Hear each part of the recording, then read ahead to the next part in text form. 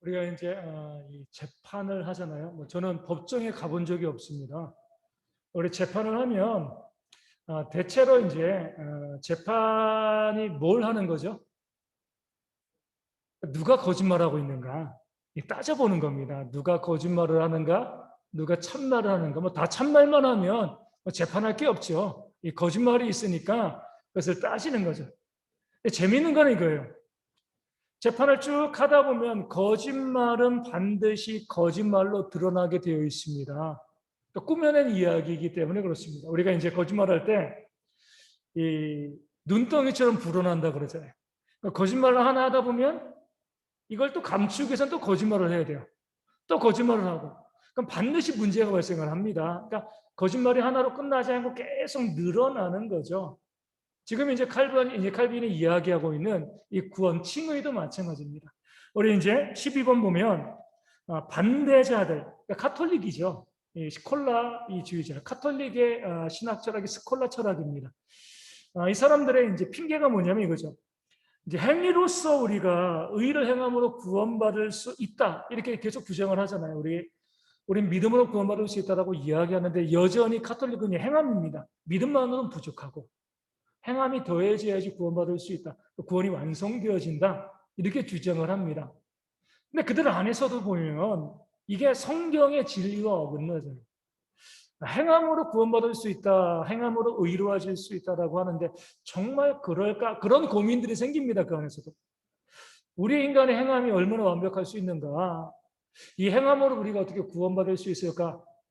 그렇지 않다. 이런 이제 생각도 그들도 양심이 있으니까 행함을 주장하다가도 행함으로는 안 돼. 이런 생각을 해요. 문제는 뭐냐면 그렇게 되었으면 돌이키고 아니야. 믿음으로 구원받아. 이렇게 루터처럼 돌아와야 되는데 일단 잘못 나가기 시작하니까요. 또 거기에 거짓말이 덧붙여지는 겁니다. 왜냐하면은 지금 인도 같은 경우는 보면 어때요? 백신 접종할 필요가 없죠. 이 거의 뭐 한 국민의 몇십 프로가 벌써 항체가 생겼습니다. 코로나 걸려가지고 치료받을 수 없으니까 수도 없이 많은 사람도 죽었고 또 이제 이 코로나 걸려서 자연 치유 받아가지고 항체 생긴 사람들이 그 많아요. 그러니까 우리 인도를 쭉 보게 되었을 때 인도를 지배하고 있는 이 종교가 힌두교잖아요. 힌두교인데 힌두교를 쭉 보게 되어지면 어떤 종교라고 보기가 좀 어려워요. 우리 참된 종교와 그렇지 않은 종교를 우리가 가름하는데 중요한 건 뭐냐면요. 권력을 보면 압니다. 힌두교가 왜 이 카스트 제도를 이야기하고 그렇게 계급적으로 이제 또 이야기하고 또 우리 윤회를 이야기하는가? 그것은요. 그 권력을 유지하기 위해서 최하층민들에게 너희가 주어진 그 삶 가운데 순종하고 잘 살면 나중에 다시 윤회, 죽었다가 다시 살아날 때 좀 더 상층 계급으로 올라올 수가 있어. 이렇게 이제 이야기하는 거죠. 그러니까 그 권력을 유지하기 위해서 거짓된 종교를 만들어 낸 겁니다. 그러니까 권력에는 뭐 당연히 돈도 들어가는 거죠. 우리 교회도 마찬가지예요. 그 권력을 유지하려고 하면 이 교회 설교 가운데서도 거짓말이 나오거든요. 이단도 마찬가지잖아요. 그 중앙 집권적인 그 교주의 권력을 유지하기 위해서 계속 거짓말을 만들어내는 겁니다. 카톨릭도 보면 똑같은 패턴이에요. 왜 이런 말도 안 되는 교리들이 카톨릭에서 계속 나오는가? 교황권을 유지하기 위함입니다. 복음을 진리하고 복음을 이제 사수하고 진리를 지키는 것이 아니라 교황의 힘, 우리 추기경들, 이 로마 교황청의 힘을 그들의 권력을 끊임없이 유지하기 위해서 교리를 만들어내는 거예요. 믿음으로 구원받을 수 있다. 이 교리가 있으면요. 누가 교황에게 충성하겠습니까? 나 믿음으로 구원받았는데 뭐. 교황에게 잘 볼 이유가 없는 거예요. 행함으로 구원받을 수 있다.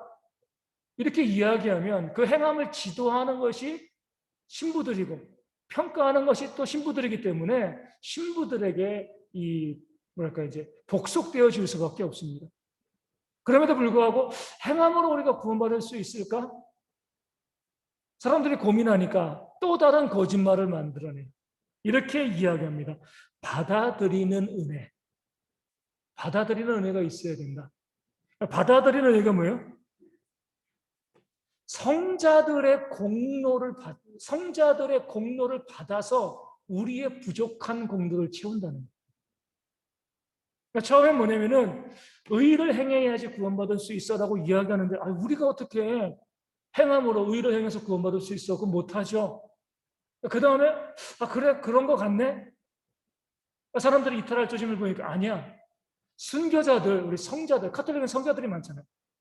성자들은 자신이 구원받는 것 이상의 공로를 쌓았다는 거예요.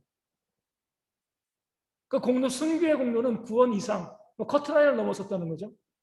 그럼 그 커트라인을 넘어선 성자들이 잉여의 그 공로가 있잖아요. 남은 공로. 이 남은 공로들을 공로가 부족한 사람들에게 나눠준다는 거예요. 나눠주게 되어지면 너희가 그 모자란 공로를 채워가지고 행함으로써 구원받을 수 있어. 너희는 행함에 의의가 미치지 못하지만 성자들의 공로를 받아들여서 채워 넣어서 합산하면은 구원의 이 커트라인에 올라갈 수 있으니까 구원받을 수 있어. 이렇게 주장을 하는 거예요. 말도 성경에 나와 있지 않잖아요. 말도 안 되는 이런 교리를 만들어내는 이유는 교황의 권위를, 교황의 권력을 세우기 위해. 성자는 누가 결정해요? 교황이 결정합니다. 누가 성자냐, 성자. 우리나라도 보면 뭐 옛날에 뭐 이 정약용 시대에 뭐 그 형제들, 뭐 이 죽은 사람들 다 성자로 칭하고 그랬잖아요. 교황이 결정하는 겁니다. 가톨릭 에 있는 사람들은 교황청에 목매달 수밖에 없어요. 행위로 구원받아가지고 이루어져야 되는데 행위로 그럴 수 없거든요. 그런 방법은 딱 하나밖에 없습니다. 연옥에 가서 거기서 그냥 고통받다가 나중에 정화의 기간을 끝내가지고 가든가 아니면 뭐예요? 성자들의 공들을 끌어당기는 거죠. 누구 뭐 어거스틴 뭐 교황 이 바오로 또 마리아의 공로도 이 사람들의 공로가 나에게 이 제공되어지면 그걸 내가 받아들임으로 해서 은혜 받아가지고 내가 구원받을 수 있다. 그러니까 카톨릭은요 교황에게 목매달 수밖에 없어요. 모든 교리들이 교황과 신부들을 의지하도록 그들 없이는 구원받지 못하도록 계속해서 교리를 만들어가고 거짓말을 만들어내는 겁니다. 그러니까 성자들을 숭배하고 심지어 뭐 파티마라든가 뭐 어디에 뭐 누구를 뭘 만지면은 뭐 피눈물 흘리는 마리아 상대 뭐 별의별 것들 다 만들어 놓잖아요. 그래가지고 술래해가지고 거기 가서 뭐 만지고 뭐 몇 년 전인가요? 뭐 교황청에 있는 뭐 성요원의 문을 지나면 자동적으로 죄가 용서함을 받고 제 친구 목사가 37의 나이를 소천했잖아요. 소천하기 전에 이제 뭐 그냥 좀 이제 또 정리도 할 겸 또 같이 이제 가까운 근교 여행하다가 이 강화도에 있는 이 전등사 있잖아요. 강화도 있나요? 전등사 한번 가본 것 같아요. 갔더니 그거 있더라고요. 이거 돌리는 거. 라마경가 어디서 이제 유래한 건데 몇 번 돌리면 죄가 없어지는 거예요. 삥삥 돌리는 거 이거. 절에 그게 있더라고요. 야, 우리 교회보다 더 편하다. 이거 돌리기만 하면 죄 사와지는 거예요. 돌리기만 하면. 그런 거 마찬가지로 카톨릭에서도 어찌되었건 그 죄가 용서함을 받고 자기 공의를 내세우기 위해 가지고 자꾸 성자들을 만들고요. 뭐 올해는 어디 나라에서 어떤 성자 그 성자들을 만드는 이유는 다른 게 없어요. 그들에게는 잉여의 공로가 있기 때문에 카톨릭 신자가 많으면 많아질수록 성자들이 많아야 돼요. 그 공로를 가지고 너희의 부족한 것을 채워가지고 너희가 구원을 얻을 수 있다. 그래서 우리가 우리나라에서 성자가 카톨릭에서 10억 된다고 하잖아요. 딱 세워지면은요, 이 땅의 사람들이 구원받는 것을 카톨릭 신자들이 그 성자들의 공로를 가지고서 얼마나 좋아요. 그러니까 교황이 은혜를 내려줘가지고 성자를 더 많이 세워줘야 돼요. 성자를 세우고 그 성자들의 잉여 공로를 내가 받아들여서 내가 구원받을 수 있다. 의에 이를 수 있다. 이렇게 주장을 하는 거죠. 그러니까 이제 교황에게 사람들이 복종할 수밖에 없습니다. 성경이 우리 가운데 말씀하는 받아들이는 은혜는 뭐예요? 예수님의 은혜밖에 없습니다. 성자의 은혜가 아니라 어떤 이제 성자들이죠. 성자 예수님의 은혜가 아니라 성자들의 은혜는 없어요. 그 공로가 없어요. 조금 이따 이야기했지만 이 땅에서 누가 자기의 공로로 구원받을 수 있고 구원 이상의 공로를 세울 수 있는 사람이 누가 있습니까? 아무도 없죠. 카톨릭은 자기들이 결정하는 거예요. 구원의 커트라인이 얼마인지 모르지만 하여간 순교하면 구원 받기에 충분한 넘치는 공로를 쌓았어. 공로가 남아있어. 이렇게 이제 이야기하는 거죠. 성경이 말씀하고 있는 것은 예수님의 공로, 그 십자가의 은혜, 이거 밖에는 우리에게 주어지는 다른 은혜와 공로가 없습니다. 그것을 믿음으로 구원을 받는 것이지, 사람들이 아무리 순교하고 선을 많이 쌓아도 그들을 통하여서 우리가 더 많은 공로를 쌓고 그 공로로 구원받을 수 없다. 이 사실을 말씀하고 있습니다. 이것이 오늘날 우리 교회 가운데도 비슷하게 또 그렇게 이제 이어진 경우도 있습니다. 우리 교회가 잘 믿으니까 그 안에 묻혀서 나도 구원받겠지. 그런 거 아니잖아요. 그렇죠? 개인으로 구원받습니다. 우리 아버지 목사인데, 우리 아버지 장로인데, 우리 엄마 권사고, 우리 안수 집사고, 또 교회 또 집사님으로 교회도 세우고 뭐 교회 헌물도 많이 하고 수고도 많이 했으니까 부모님들이 공로했으니까 하나님께서 나에게 그 공로를 조금, 부모의 공로인데 나한테 좀 인정해 주지 않을까? 내 아들이 목사인데 열심히 헌신하니까 나는 잘 못 믿어도 아들의 공로가 나한테 올라오지 않을까? 이렇게 생각하는 분들이 또 꽤 있습니다. 그렇지 않습니다. 공로는 일단 구원받을 수 없고요. 공로는 이전될 수도 없습니다. 돈처럼 주고받는 게 아니잖아요. 그렇죠? 가톨릭은 교황의 권위를, 교황의 권력을 유지하기 위해서 잉여 공로 이야기하고 공로의 전가, 전이, 이것을 이야기해서 사람들을 미혹하고 있는 것이 그들의 반대자들의 핑계가 되어지는 거죠.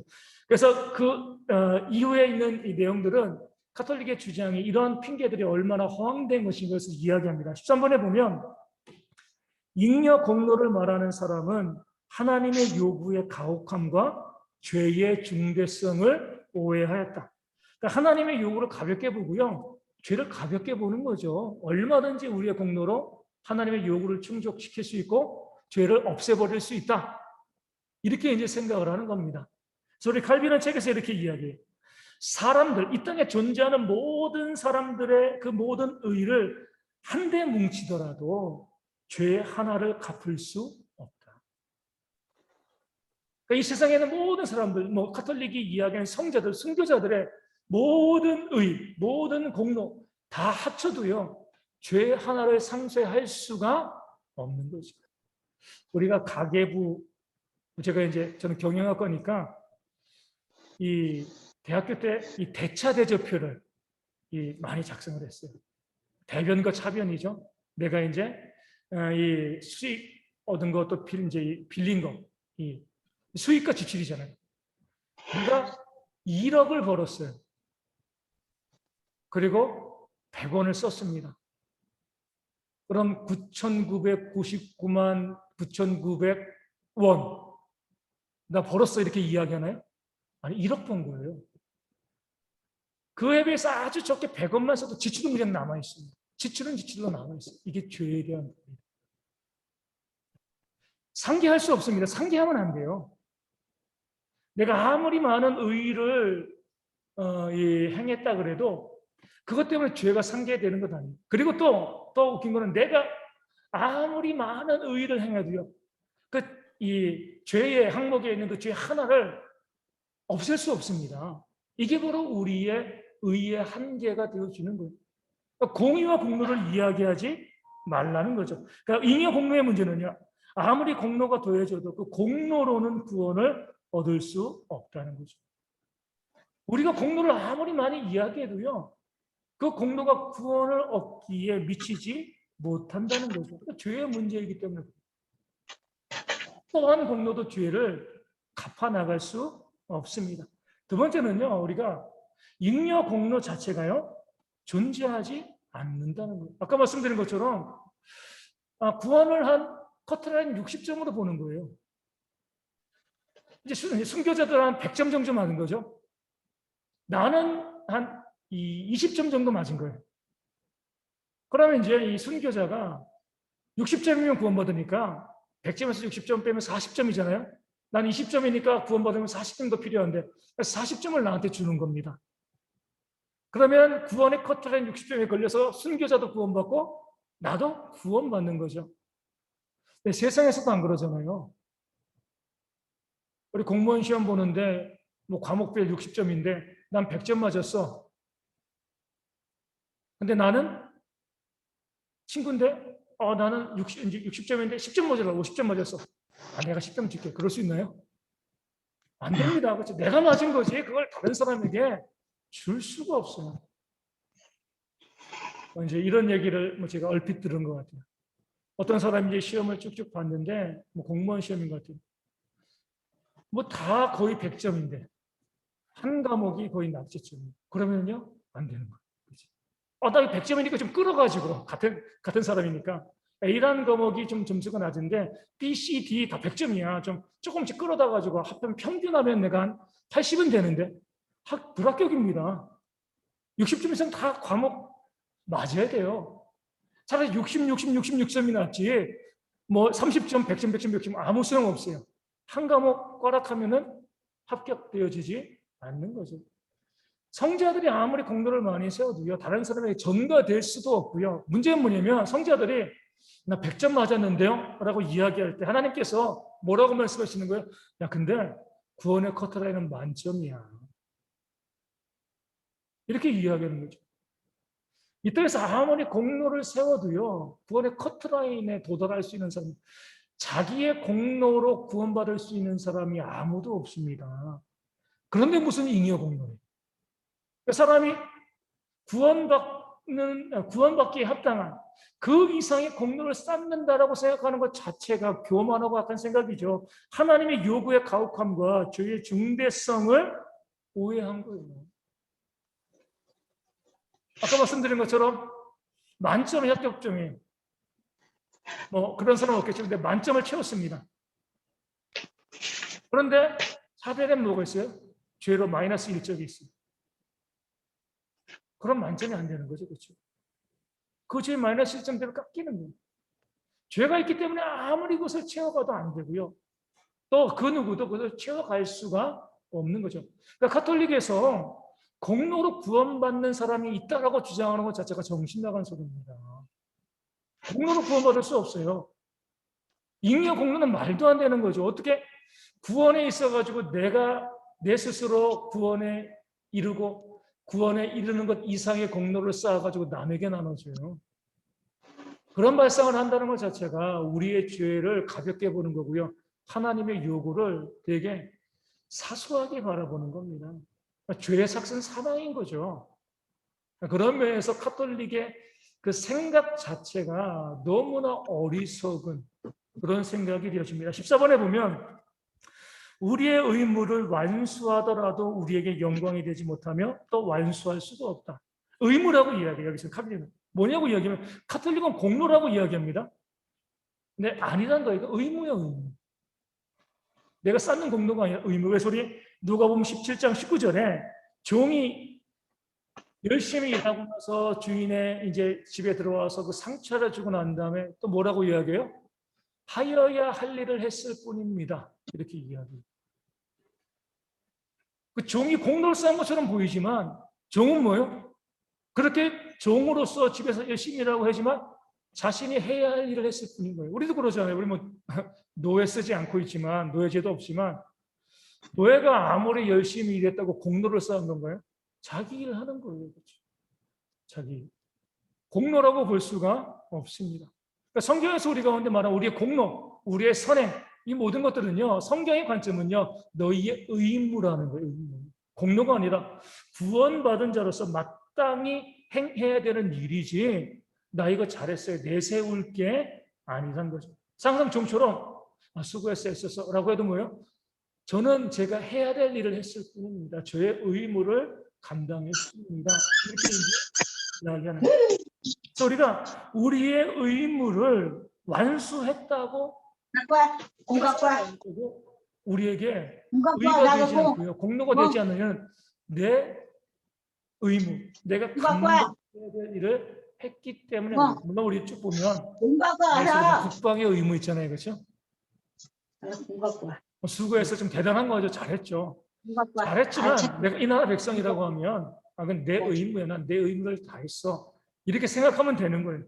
나라를 위해서 애쓰고 수고한 건 인정하지만 모든 국민들이 다 지는 의무라고 하면 내가 그거 했어. 세금 내는 것도 그러잖아요. 우리 과자 한 봉지 사 먹더라도 뭐예요? 그 과자에 부가가치세가 붙습니다. 나라의 국고에 세금이 들어가요. 우리가 그것을 가지고 의의를 내세울 수 있나요? 내가 마땅히 국민으로서 나라가 우리를 보호해주는 서비스에 대해서 내가 제공해야 될 그런 의무를 납세의 의무를 다한 겁니다. 과자 하나 사 먹을 때마다 생색내고 나 때문에 나라가 뭐 대통령이 먹고 살고 이렇게 이야기할 수 없잖아요. 마찬가지로 우리가 하는 모든 일들은 우리의 의무고 이 의무를 완수했다고 해서 그것이 나에게 내가 구원을 얻어내는 영광이 되어지지 않고요. 또 더 중요한 것은 아무도 완수할 수 없다는 거예요. 누가 의무조차 완수할까? 공로는 고사하고 우리 가운데 주어진 그 의무조차 완수할 수가 아니 불러. 15절에 보면 우리와 우리의 것은 모두 하나님의 것이므로 인력 업적은 있을 수 없다. 아까 종의 말씀 가운데 나와 있는 것처럼 우리 크리스토스는 이렇게 이야기합니다. 우리가 가진 모든 것은 모두 노예의 소유물과 같은 처지에 있다. 우리가 가지고 있는 모든 것은 노예의 소유물과 같다는 거죠. 즉 그것은 당연히 주인의 것이다. 황금의 위라고 이야기하는 우리 크리스토스톰이 이렇게 이야기합니다. 왜냐하면 우리가 내 것처럼 보이지만 다 그것은 주인의 것, 하나님의 것인 거죠. 그렇기 때문에 우리가 그것을 가지고 공로를 행했고 선행을 했대 가지고 야 우리가 이렇게 나의 의로 구원받을 수 있어 라고 주장하는 것 자체가 잘못된 거죠. 우리는 청직이잖아요. 그렇죠? 우리가 가장 먼저 고백해야 될 것은 무엇이냐면 내게 있는 건 내 것이 아닙니다. 이것을 고백해야 돼요. 자꾸 내 것이라고 생각하니까 공로가 나오는 거예요. 이빨라. 나. 우리가 하나님께 헌금을 드리죠. 헌물도 하고요. 봉사도 하고 헌신도 해요. 내 것을 드리면 당연히 하나님께 생생낼 수 있습니다. 아니 내 거 내가 하나님께 드렸어요. 내 건가요? 자주 말씀드리지만 우리 자녀들, 우리 손주들 있잖아요. 부모가 우리 할아버지 할머니가 손주들에게 예쁘다고 정말 이 맛있는 과자를 사줘요. 손주의 손에 있습니다. 누구의 것이에요? 부모와 할아버지 할머니의 것이죠. 그것을 가지고 내 거야 안 줄 거야. 얄밉죠. 그렇죠? 누가 준 건데 그걸. 그것을 가지고 딱 받고 할아버지 드세요. 할머니 드세요. 그리고 아빠 드세요. 엄마 드세요. 할아버지 할머니 아빠 엄마가 주신 거잖아요. 아이가 그렇게 이야기하면 얼마나 예쁘겠습니까? 더 많은 것을 주고 싶은 거죠. 우리도 마찬가지예요. 우리가 내가 쥐고 있다라고 내 것이 아니죠. 저는 그래서 생각하는 게 우리가 기부한다라고 이야기할 수 있을까? 그냥 기부한다라고 이야기할 수 없는 것 같아요. 왜냐하면 우리가 어떤 사람이 많이 이 재산을 벌었다고 해가지고요. 그 중에서 자기 몫이 얼마나 되겠습니까? 어떤 이제 이 재산 많은 재벌이 얼마 전에 재산의 반을 사회에 환원하겠다 그렇게 이야기했잖아요. 그러면서 이제 그 사람이 이야기한 거죠. 나는 내가 노력한 것보다 훨씬 더 많은 것을 벌었다. 내 것이 아니라는 거예요. 내 것이 아니기 때문에 기부한다라고도 이야기 없어요. 돌려주는 겁니다. 환원하는 거예요. 우리가 무엇인가 벌었을 때 보면은요, 마땅히 다른 사람에게 가야 될 것인데 사회 시스템이 잘못돼서 내가 그것을 받아 누리는 경우들이 있습니다. 그러니까 넉넉히 남에게 나눠준다는 게 아니라 돌려주는 거예요. 이게 우리의 신앙이 되십니다. 우리 모든 탁월한 그리스도인들은요, 기부한다고 이야기하잖아요. 그들의 몫을 그들에게 주는 것이다 라고 이야기해요. 사회의 구조상 그들이 갖지 못한 것을 그들에게 돌려주는 것, 이렇게 이야기하는 거죠. 우리도 마찬가지입니다. 헌금을 내죠. 저도 헌금을 내면서 하나님 제가 헌금 냈어요 이런 생각을 못해요. 하나님이 주셨기에 다시 하나님께 드립니다. 다윗이 성전을 지으면서 그 모든 재산을 다 내어놓으면서 뭐라고 이야기해요? 하나님이 나에게 주신 거니까 내가 하나님께 드립니다. 어떤 사람이었습니까 다윗이? 사울왕에게 피해가지고 아기스 왕 앞에서요 살기 위해서 문 그적거리면서 침 질질 흘렸잖아요. 아무것도 없었어요. 닦아. 근데 그에게 쏟아 부어주신 분이 하나님이시잖아요. 그렇죠? 닦아. 돌이켜보면 내가 얻은 것이 아니라 하나님 주신 거예요. 그러니까 하나님에서 드리는 것에 있어가지고 공로가 아닌 거예요. 그러면 마땅하고 당연한 거죠. 이게 우리의 신앙의 모습이에요. 우리 나중에 이제 살필 거지만 우리가 이제 같이 설명하는 게 좋으니까 문제는 뭐냐면 아이 냄새. 당연히 하나님의 것인데 내가 하나님께 드려요. 그렇죠? 내가 공로도 아니고요. 의를 내세울 것도 없는데 아까 말씀드린 것처럼 손주에게 과자 하나 사줬는데 할아버지 먼저 드세요. 할아버지 고마워요. 할머니 고마워요. 그럼 어떤 마음이 들어요? 사람이 꼭 바보가 되는 거예요. 바보. 내 거 준 건데도 마치 손주가 나를 너무나 사랑해서 손주가 나에게 준 것처럼 생각이 들어요. 그래가지고 다음에 뭐 더 좋은 거 사주죠. 그렇죠? 그러니까 손주가 나에게 준 게 손주의 공로가 아니에요. 어떤 마땅히 의무고요. 돌려주는 겁니다. 내 것에 대해서. 그럼에도 불구하고 할아버지, 할머니, 부모들은 선행으로 인정을 해줘요. 구원받는 선행이 아니라 그러니까 의를 이루는 선행이 아니라 좀 아름다운 행위를 했다라고 인정을 해주고 더 복된 것으로 자녀들에게, 손주들에게 채워주는 거죠. 하나님이 이런데 여기서 오해가 발생합니다. 우리가 헌물하고 헌금하고 봉사하고 다 하나님께 드리는 거 우리 의무입니다. 당연한 거예요. 1만 달란트 탕감 받았기 때문에 100데나리온 드리는 것은 마땅한 겁니다. 여기서 우리가 공로를 내세울 게 없어요. 그런데 우리 하나님은 뭐 이렇게 표현하면 정말 안 되겠지만 우리 사람으로 이야기하면 정말 바보 같으셔서 우리 하나님께서 하나님의 것인데 우리가 하나님께 드리는데 그 기뻐하시는 거예요. 그리고 우리가 마치 잘한 것처럼 느끼게 만드시는 거죠. 우리는 의무를 다했어요. 의무를 다했는데 공로가 아닌데도 마치 공로처럼 생각해 주시는 거예요, 하나님께서. 그리고 우리 가운데 더욱더 복된 것으로 채워 주시는 거죠. 이럴 때 우리가 냉정하게 생각을 해야 돼요. 내가 선행을 했어.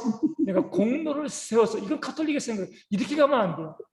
야, 내가 마땅히 하여야 할 일을 했는데 하나님이 또 이것을 바보처럼 기뻐해 주시고 나에게 더 좋은 곳으로 갚아주신다. 정말 감사하고 더 하는 거죠. 그렇죠? 이게 바로 우리의 신앙인의 삶의 모습. 나는요 의무예요. 하나님은 선행으로 인정해 주는 겁니다. 거꾸로 돼가지고 내가 선행으로 생각을 하고 나에게 갚아주는 것이 하나님의 의무로 생각하면 그때부터 문제가 발생합니다. 하나님 내가 이렇게 헌금했으니까 내가 이렇게 봉사하고 수고했으니까 하나님 이제 저에게 갑절로 갚아줘야 될 의무가 있습니다. 이렇게 요구하면 신앙이 잘못된 거예요. 선행과 의무 우리가 잘 생각해요. 나는 의무, 하나님은 선행으로 인정해 주는 것이 성경이에요. 거꾸로 나는 선행으로 주장을 하고 하나님은 복을 주실 의무를 가지고 있어. 이렇게 생각을 하면 공로주의가 되어지는 겁니다. 우리가 항상 물질을 드리건 시간을 드리건 어떤 것을 드리건 우리의 의무예요. 의무를 다했음에도 그것을 기뻐하시고 더욱더 복된 것으로 채워주시는 것에 대해서 그냥 감사한 거죠. 그래서 감사가 나오는 거예요. 하나님 내가 당연히 이렇게 했으니까 갚아주셔야죠. 이게 아니라 하나님 감사합니다. 왜? 나는 의무를 다했는데 왜 여기에 복 주세요? 왜 여기에 갚아주세요? 하나님 그렇게 하실 이유가 없는데요. 그렇게 해주시는 분이 우리 하나님이시다. 그런 하나님 때문에 우리가 우리의 선행과 우리의 삶이 공로로 착각하면 안 된다. 이것을 이제 말씀하고 있어요. 우리 같은 내용을 가지고 카톨릭과 또 우리 개신교가 바라보는 관점이 여기에서 차이점이 발생해 나갑니다. 사람들은 이 하나님의 사랑과 자비를 오해해요. 그렇죠? 우리에게 의무가 아니라 기쁨으로 우리 가운데 갚아주시는데 우리가 선을 행했기 때문에 공로를 쌓았기 때문에 하나님께서 의무로 우리 가운데 갚아주신다. 이렇게 생각을 하면 그때부터 신앙이 왜곡되어집니다. 우리가 항상 함께 기도할 때는 뭐예요? 목회자로 또 설교하는 것도 참 어려워요. 하나님께서 우리에게 의무를 부과하시고 우리가 의무를 행하고 그러니까 여러분 아무것도 기대하지 마세요. 이렇게 설교하기가 어려워요. 하나님께서 채워주시거든요. 하나님께서 좋은 거 주시는 거예요.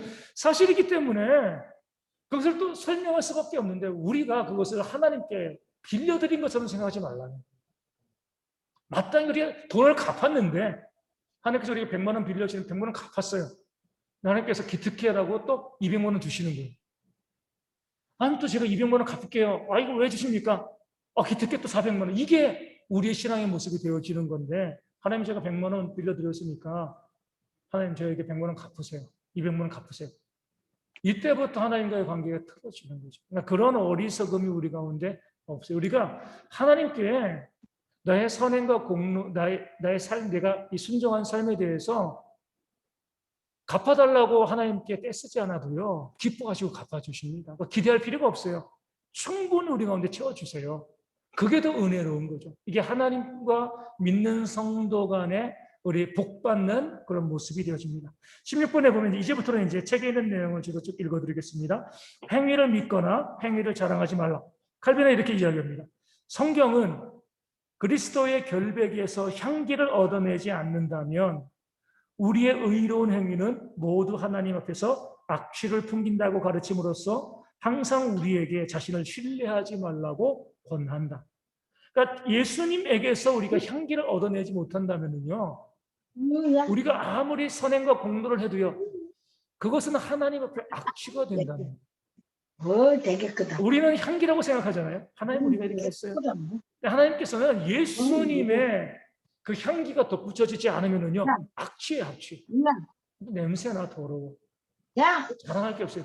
예수님의 향기가 그 십자가의 은혜가 덧붙여져야지만 우리의 선행에서 우리 향기가 나게 되어지는 거죠. 이렇게 이야기합니다. 각 자기 신뢰를 없애버리면 자연히 모든 자랑도 사라질 것이다.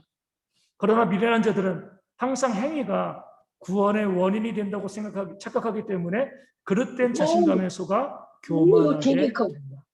우리가 내 신뢰를 없애면은요, 이거 엄청 크네. 자랑이 사라지게 되어집니다. 그래서 믿는 사람들은 자랑하지 않으세요. 딱 하나 자랑할 것은 예수님. 예수님 이외에 자랑할 것이 없어요. 그래? 우리의 삶에서 나 이런 사람이야, 나 이렇게 해서 이런 것들을 자랑하는 것 자체가 하나님 보시기에는요, 자기 의를 주장하는 그런 모습이 되어집니다. 그래서 우리가 세상에. 헌금이 참 많은 것과 연결되어지는데 우리가 가급적 될 수 있는 한 우리 헌금 봉투에 이름을 적지 않기를 바라는 이유 중에 하나가 그거죠. 내 의를 드러내지 않기. 물론 이제 이름을 적으면서도 의를 드러내지 않는 분들도 많아요. 근데 이제 이게 그런 순수한 분들은 괜찮은데 이름을 적기 시작하면 반드시 뭐예요? 자기 의를 드러내려는 사람들이 나타납니다. 그렇기 때문에 우리가 웬만하면 우리를 자랑하지 않고 드러내지 않으려. 그래서 어떻게 보면 그래요. 작은 헌금을 내면서 자기 이름을 적는 분들은요, 오히려 의롭다고 볼 수가 있어요. 이렇게밖에 헌신하지 못합니다. 아주 작은 헌금을 내면서 자기 이름을 적는 것은요, 오히려 의롭다고 볼 수가 있습니다. 많은 헌금과 헌신을 하려면 이름을 적지 않는 게 옳은 거죠.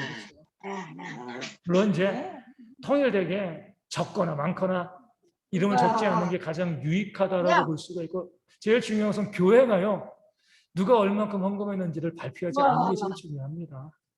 성도들이 그로 인하여서 자기 의를 자랑하지 않도록 만드는 것, 이게 바로 하나님께서 우리 가운데 원하시는 그런 신앙의 모습이 되어지는 것이고요. 17번에 보면 행위는 결코 거룩, 의로워지는 것의 원인이 될 수 없다. 칼빈은 철학자들이 만물을 구성하는 네 가지의 원인, 이것을 가지고서 이 구원에 적용합니다. 철학자들은 먼저 만물이 어떻게 구성되어지는가? 동력인. 동력인이 뭐예요? 만물을 구성하는 데 있어 주관으로 움직이는 그런 힘이죠. 우리가 이제 구원에 적용해 보면 이 동력인은 누구예요? 하나님 아버지죠. 하나님 아버지께서 거저 주시는 사랑이 우리 구원의 이 동력인이 되고요. 진료인, 이제 이 작동하는 어떤 재료를 쓰시는가, 어떤 재료를 가지고서 만물을 만드는가. 하나님의 사랑은 어떤 재료를 썼어요? 예수님, 십자가. 예수님을 인간으로 보내시고 십자가에 달려 죽게 하심으로 우리의 구원을 주신 거죠. 그러니까 이 동력인은 하나님 아버지고요. 진료인은 그리스도.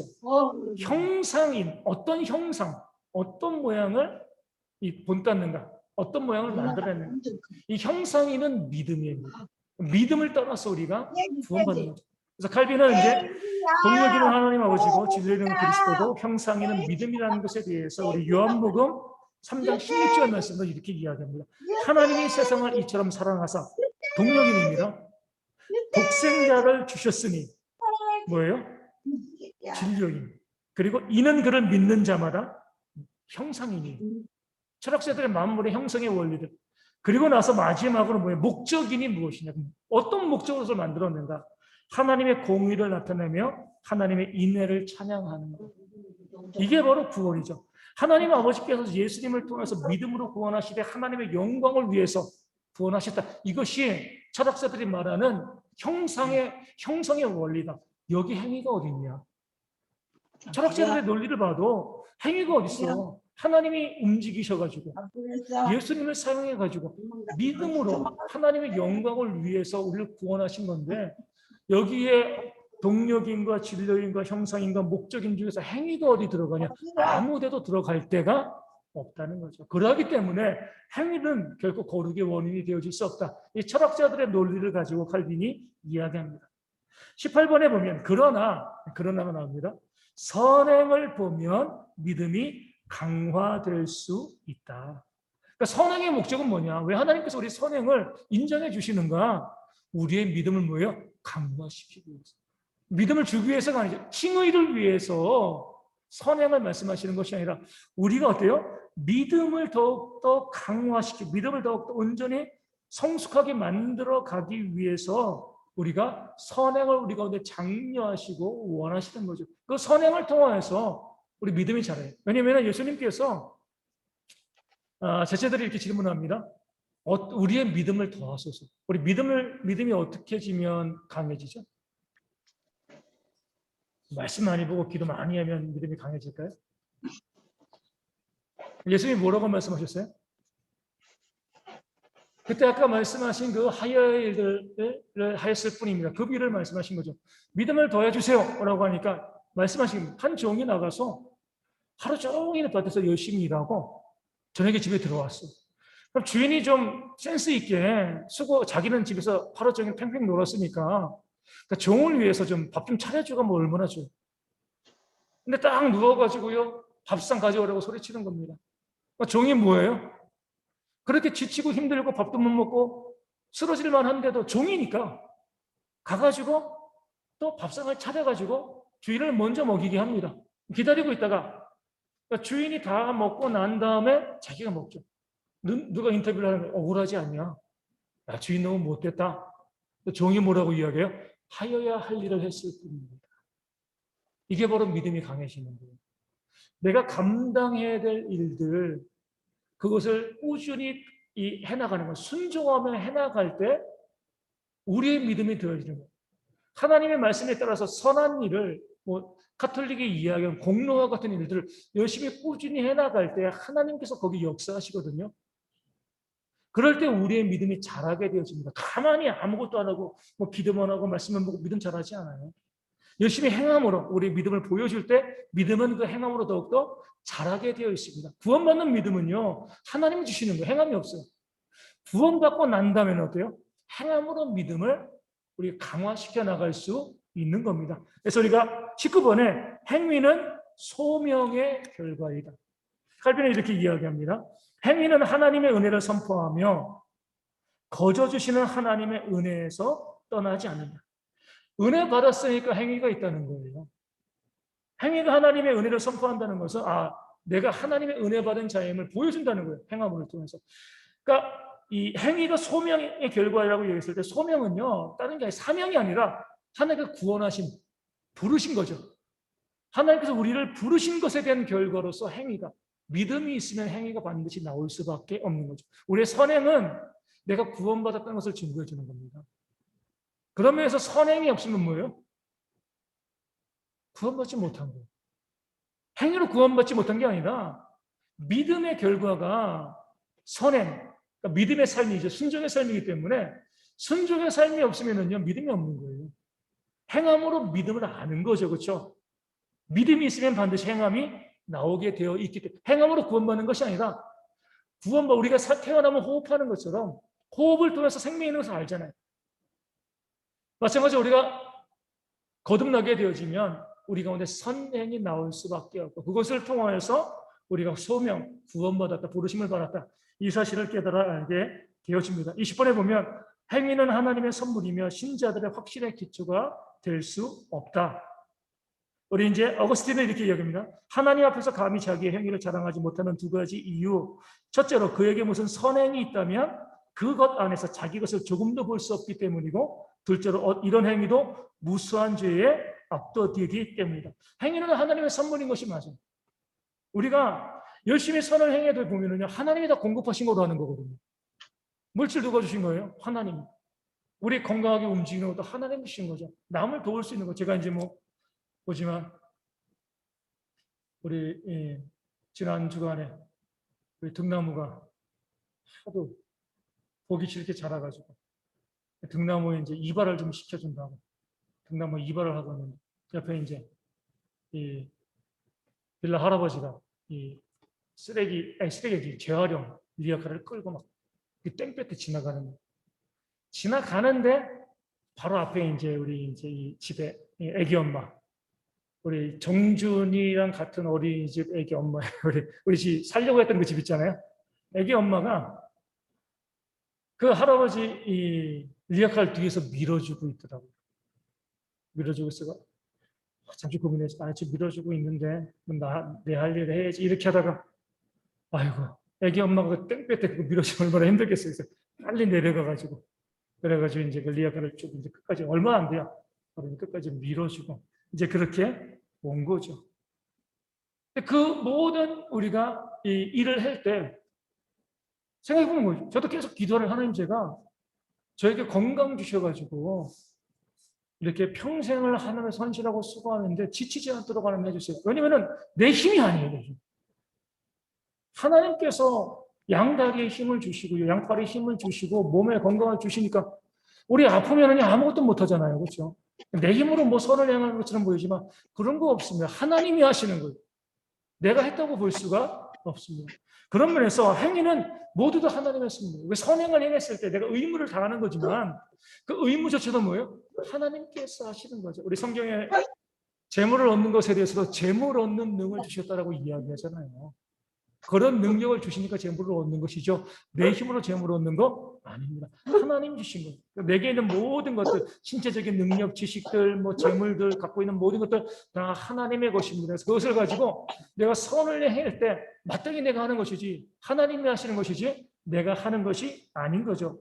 신자들의 확신의 기초가 될 수 없다라고 이야기하는 것은요. 구원의 증거로서의 확신이 아니라 행위로 구원받는 거 확신이에요. 그런 확신은 쓸 수 없다는 거죠. 구원받았다는 증거로서 우리가 행위를 쓸 수 있어요.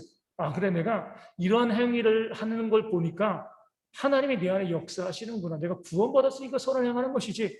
이런 확신을 가질 수 있지만 내가 이것을 행함으로 구원을 얻을 수 있다는 확신을 가질 수는 없습니다. 그런 확신은 버려야 되는 거죠. 마지막으로 보면 간혹 선행을 하나님의 은혜의 이유라고 말하는 의미.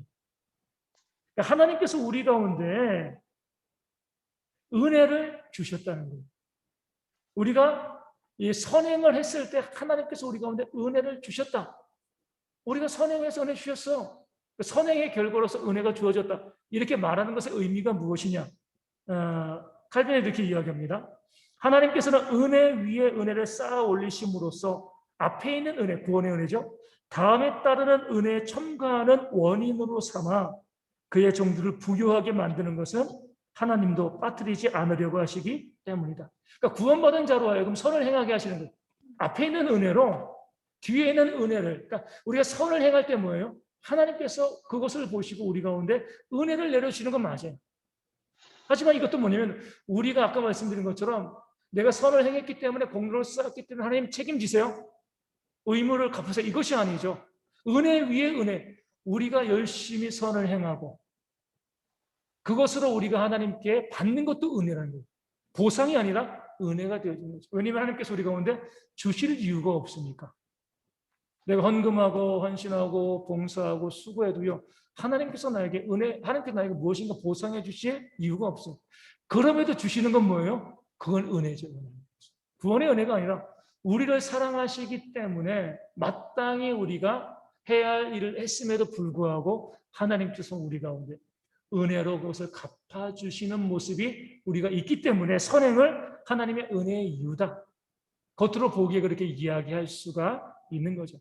오늘 말씀을 쭉 정리하면 어떤 사람도 공로로 구원받을 수가 없습니다. 이루어질 수가 없는 거죠. 오직 예수님의 십자가의 은혜로 구원을 받을 수가 있게 되어집니다. 우리가 하나님 앞에 우리가 선을 행할 때 어떤 공로도 없는 거죠. 마땅히 우리가 해야 될 일을 하는 거예요. 감사한 거는 하나님께서 당연히 하는 그 일을 보시고 우리 가운데 은혜를 베풀어 주십니다. 겉으로 보기에는요, 나의 선행이 하나님의 은혜를 끌어냈다, 이렇게 볼 수 있지만 그게 아니죠. 하나님의 순전한 은혜입니다.